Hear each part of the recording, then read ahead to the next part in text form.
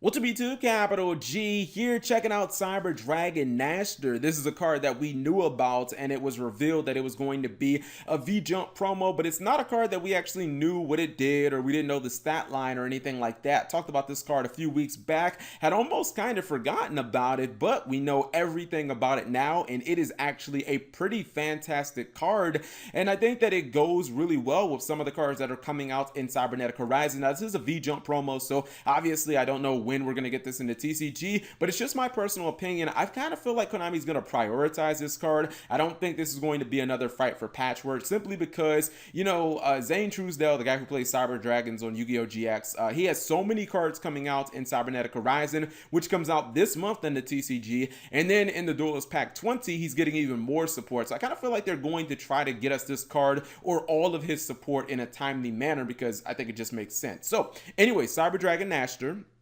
It is a light machine effect monster. We knew all of that before. It is level 1, which is legitimate because, you know, Link Karibo, you should be playing that if you're playing Cyber Dragons because of Cyber Dragon Hertz, which is also a level 1, and that guy floats when he's sent from well, actually anywhere to the graveyard. So if you're playing Link Karibo for that, you're going to obviously have Link Karibo plays with this. 200 attack, 200 defense, irrelevant. These low-level Cyber Dragon monsters don't stay on the field that long, so the stat lines of them are not really relevant. Second and third effects are hard ones per turns.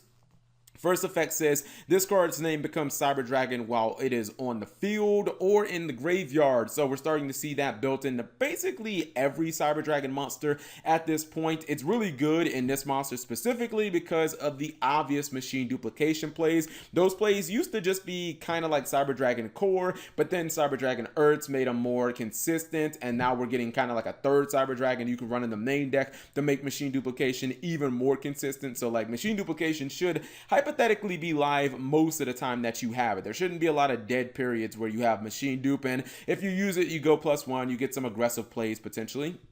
Second effect is you can discard one other monster, that's the cost, special summon this card from your hand. I actually want to talk about the third effect because it works in tandem with the second before I really break down the second effect.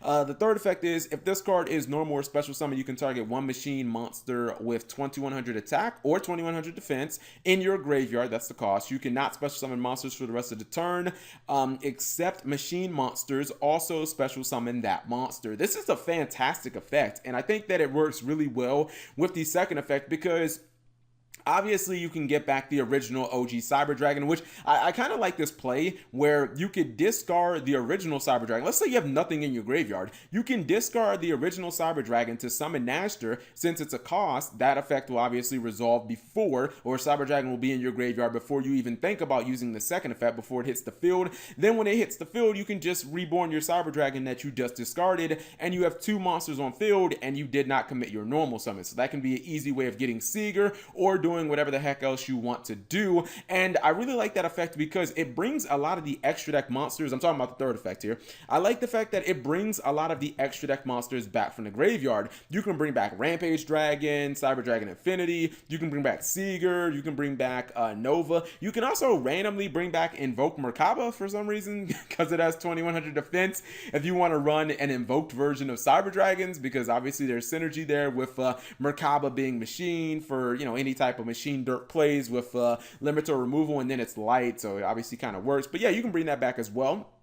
The second effect is also kind of useful because if you have Cyber Dragon Hertz in your hand and for some reason you don't want to normal summon that, then you can obviously discard it from your hand. You can send it to the graveyard to summon your Nashter, and Nashter will be on board. You can reborn something, and then your Cyber Dragon Hertz is going to search for another card. So overall, I mean, when we look at this card, it makes machine duplication more consistent. So the first effect is good. Second effect means you don't actually have to normal summon it. You can basically get it on board without using your normal summon. It has a built-in special summon that can trigger floating effects, so I think that that's pretty good. And then the third effect can basically be a monster reborn for a lot of your good extra deck monsters. So I look at this card and I'm like, three pretty good effects, and I think that it all culminates into a pretty fine monster in Cyber Dragons. Now, I don't think that this is a card that you would want to run 3 of, and maybe considering that Cyber Dragons now have so many rotas and stuff like that, maybe you'd only need like 1 copy of this. But if you ran like 1 to 2, I think that'd perfectly be fine.